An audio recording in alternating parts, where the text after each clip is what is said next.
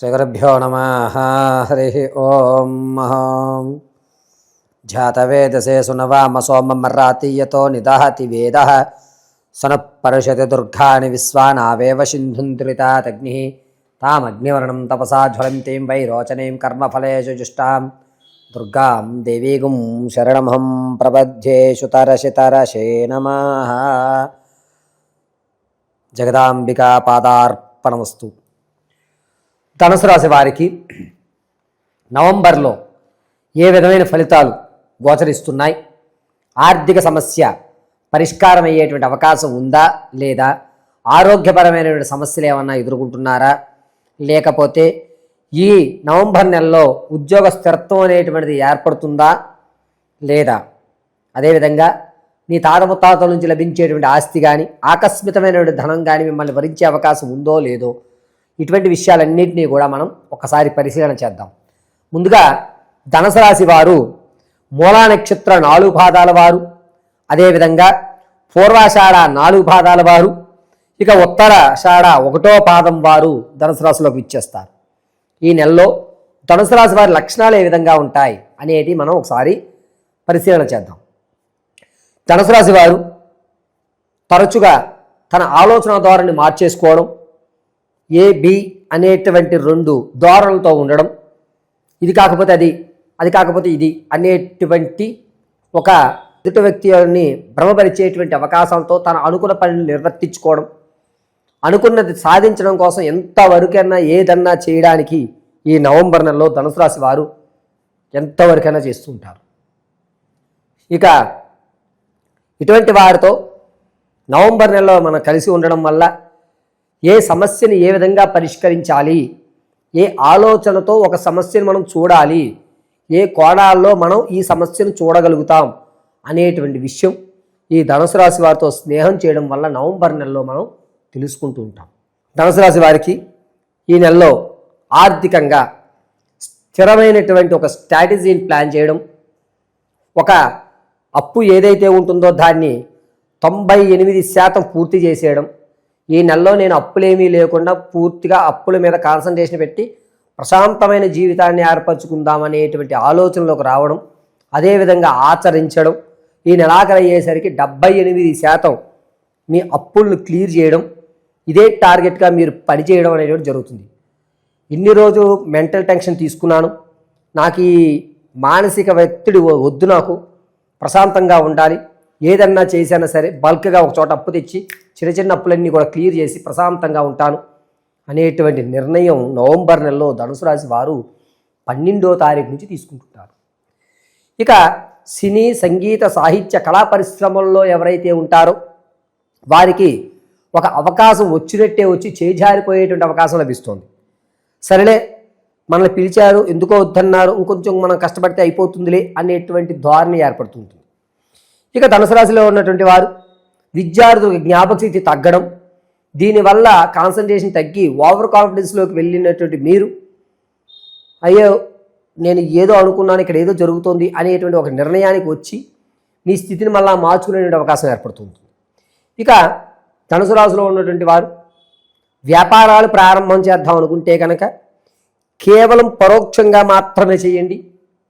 అది కూడా పూలకు సంబంధించి కానీ, లేదా మట్టి వ్యవస్థకు సంబంధించి కానీ, లేకపోతే వస్త్ర వ్యవస్థకు సంబంధించి కానీ, ఈ యొక్క మాంస దుకాణాలకు సంబంధించి కానీ మీకు కలిసి వచ్చేటువంటి అవకాశం ఎక్కువగా లభిస్తుంది. పరోక్షంగా మాత్రమే ధనుసు రాశి వారికి నవంబర్ నెలలో వ్యాపారం, రియల్ ఎస్టేట్లో కానీ, అదేవిధంగా స్టాక్ మార్కెట్లో కానీ ధనాన్ని వెచ్చిద్దాం అనుకుంటే కనుక వెచ్చించండి, కానీ ₹1 దాని నుంచి ఆశించకుండా ఉండండి. ఈ నెలలో మీకు ₹1 కలిసి వచ్చేటువంటి అవకాశం లేదు.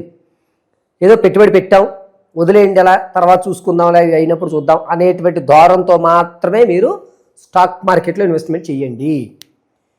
విదేశాలకు వెళ్ళాలి అనేటువంటి కుతూహలంతో ఉన్నటువంటి వారు, ఇంతకుముందు అప్లై చేసి అది రిజెక్ట్ అయినటువంటి వారు ఈ నవంబర్ నెల 18వ తారీఖున ఏదన్నా అమ్మవారి దేవాలయంలో అర్చన చేసి ఆ తదనంతరం మీరు అప్లై చేయండి, కలిసి వచ్చేటువంటి అవకాశం లభిస్తుంది. విదేశాల్లో ఉన్న వారికి మాత్రం కొంచెం ఇబ్బందిదాయకంగా ఉంటుంది. చాలా వరకు విదేశాల్లో ఉన్నవారు ధనపరంగా లేనిపోని ఇబ్బందులు అనేటువంటివి ధనుసు రాశి వారికి కలుగుతుంటుంది. భర్తల మధ్య అన్యోన్యత అనేటువంటిది పెరుగుతుంది. నలుగురు మిమ్మల్ని చూసి ఆదర్శప్రాయంగా తీసుకునే అవకాశం లభిస్తుంది. కొట్లాటలో కానీ కీచులాటలో కానీ ఇంటిలో ఉన్నటువంటి సమస్యను మీరు బయటపెట్టి పరిష్కారాల కోసం కోర్టు వరకు వెళ్ళి ఉంటే కనుక మిమ్మల్ని రాజీ పడేటువంటి అవకాశం లభించి ఇరువురికి కూడా కొంత సమయాన్ని ఇవ్వడం అనేటువంటిది లభిస్తూ ఉంటుంది. ధనుసు రాశిలో ఉన్నటువంటి వారు 2వ అంకంలో కోపం అనేటువంటిది పెరగడం, అంటే నవంబర్ 17వ తారీఖు నుంచి కోపం పెరగడం అనేది సహజంగా కనిపిస్తూ ఉంటుంది. తాత ముత్తాతల నుంచి వచ్చేటువంటి ఆస్తి ఏదైతే ఉంటుందో ఆ ఆస్తి మీరు అనుభవించలేకుండా దాన్ని కేవలం గిఫ్ట్ డీడీగా, అంటే మీరు దాన్ని తీసుకుని వేరే వాళ్ళకి ఇవ్వడానికే తప్ప దాని నుంచి మీరు తినేటువంటి అవకాశం ఎక్కడా లేదు. నవంబర్ నెలలో అటువంటి తాత ముత్తాతల నుంచి ఆకస్మిక ధనం ఏదైతే వస్తుందో ఈ ఒక్క నెల కూడా దాన్ని ఏదో కారణంగా మీరే స్వయంగా దాన్ని వాయిదా వేసుకోండి.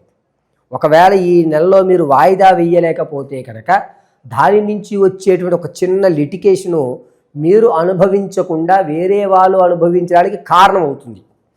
ఆడవారి విషయానికి వస్తే కనుక మీ యొక్క కుటుంబ వ్యవస్థలో మనస్పర్ధలు రావడం, ఇన్నాళ్ళు నువ్వు మంచిదాను అనుకున్నావు, నువ్వు ఇలా మాట్లాడతావని మాకు తెలియదు అని మీ మీద నేలాపనిందలు వేసి మిమ్మల్ని దూరం పెట్టేటువంటి అవకాశం ఎక్కువగా ఉంది. సంతానం కోసం ఎవరైతే చూస్తున్నారో వారికి పుత్రికా సంతానం కలిగేటువంటి అవకాశం ఎక్కువ లభిస్తుంది. ఎవరైతే గర్భం దాల్చాలి అనేటువంటి వ్యవస్థలో కానీ ట్రీట్మెంట్లు ఎవరైతే చేయించుకున్నారో వారికి కొన్ని ఇబ్బందులే కలుగుతున్నాయి. ప్రసవానికి ఉన్నటువంటి వాళ్ళకి మాత్రం అనూహ్యంగా 8వ నెలలోనే డెలివరీలు అయ్యేటువంటి అవకాశం లభిస్తుంది. 10వ నెల వరకు కూడా శిశువు మీ గర్భంలో ఉండేటువంటి అవకాశం ఎక్కడా కనిపించడం లేదు. ధనుసు రాశిలో ఉన్నటువంటి వారు వివాహం కొరకు ఎవరైతే చూస్తున్నారో వారికి వివాహంలో కొంచెం ఇబ్బందులు కలుగుతూ ఉంటాయి. మన పిల్లాడు అనిపించుకున్న తర్వాత మనస్పర్ధలు అనేటువంటి పెరుగుతాయి. కాబట్టి ఈ నెలలో మీరు కనుక వివాహానికి శ్రీకారం చుట్టుకుంటే 1కి 10 సార్లు మానసిక దృఢత్వాన్ని ఏర్పరచుకుని ఏమి జరిగినా పర్వాలేదులే, అంటే ఎంగేజ్మెంట్లోనే కొన్ని గొడవలు జరుగుతూ ఉంటాయి, వాటిని కూడా తట్టుకోగలుగుతాం అనుకుంటేనే మీరు ముందుకి సాగండి.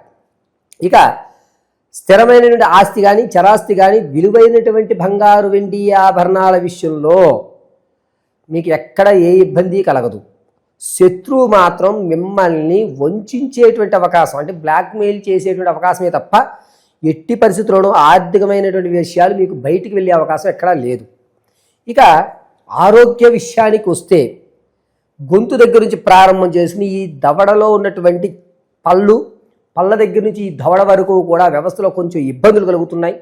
అనూహ్యంగా ఇక టిస్ట్స్ ఫామ్ అవ్వడం, ఆడవారికి అయితే తొడకండరాలు అనేటువంటి దగ్గర కొంచెం ఇబ్బంది కలగడం, నడుస్తూనే తొడకండరం పట్టేసి కొన్ని రోజులు, అంటే మ్యాక్సిమం ఒక 7 నుంచి 9 రోజుల వరకు కూడా మంచాన్ని పడేటువంటి అవకాశం ఎక్కువ లభిస్తూ ఉంటుంది. ఇక ధనుసు రాశిలో ఉన్నటువంటి వారు మీ యొక్క వ్యక్తిగతమైన జాతకాన్ని కనుక తెలుసుకోవాలి అంటే కింద స్క్రోల్ అవుతున్న నెంబర్కి మీ date of birth, time, place of బర్త్లు పంపించండి. మీ సమస్య ఏదైనా సరే, ఉద్యోగం రాకపోయినా, వివాహం జరగడం లేదన్నా, సంతానాల కోసం ఎదురు చూస్తున్నామండి కలగడం లేదండి అన్నా, అసలు నా భవిష్యత్తులో నేను అనుకున్న గోల్ రీచ్ అవుతానా, రీచ్ అవ్వాలి అంటే ఏ పరిహారాలు నేను చేసుకోవాలి, ఒకవేళ నా శత్రువులు నన్ను ఎక్కువగా టార్గెట్ చేస్తున్నారు అనేటువంటి విషయం కానీ, తరచూ అనారోగ్య పాలవుతున్నాను అనేటువంటి సమస్య ఏదన్నా సరే దానికి తగు పరిష్కారం ఖచ్చితంగా మీకు తెలియజేయడం జరుగుతుంది. ఒకవేళ date of birth, time, place of birth కానీ ఏ విషయాల్లో అయినా తెలియకపోతే మీ ఫోటో ఆధారంగా మేము అడిగేటువంటి 3 ప్రశ్నలకు మీరు చెప్పేటువంటి సమాధానం ఆధారంగా గణాంకం కట్టి మీ యొక్క సమస్యను పరిష్కరించేటువంటి మార్గం చూపించడం జరుగుతుంది. ఇక ధనుసు రాశి వారికి గోచార రీత్యా ఈ నెలలో చేసుకోవలసినటువంటి పరిష్కారాలు. ముందుగా ఈ ధనుసు రాశి వారు నిత్యము కూడా కుడివైపు తొండం కలిగినటువంటి గణపతి ఆరాధన చేయడం లేదా శ్వేత గణపతిని ఆరాధన చేయడం మంచిది. ప్రతిరోజు గరికి గణపతి వద్ద సమర్పించి 21 ప్రదక్షిణలు చేసి 5 గుంజీలు గణపతి ఎదుట చేసుకుని అమ్మవారి యొక్క కుంకుమని అడ్డంగా ధరించి మధ్య భాగంలో మీరు భస్మాన్ని ధరించాలి. ఇలా చేయడం ఓం గౌం క్లీం గైహి గణపతయే నమః అనేటువంటి మహామంత్రాన్ని 54 సార్లు పఠించుకోవడం వల్ల సర్వము గణనాథుని యొక్క అనుగ్రహంతో ఆర్థికమైనటువంటి వ్యవస్థ కానీ, ఆరోగ్యమైనటువంటి వ్యవస్థ కానీ, స్థిరమైనటువంటి ఆలోచన ప్రక్రియలు కానీ ఏర్పడడం అనేటువంటిది జరుగుతుంది. పరమేశ్వరార్పణమస్తు. సరిపోయిందా?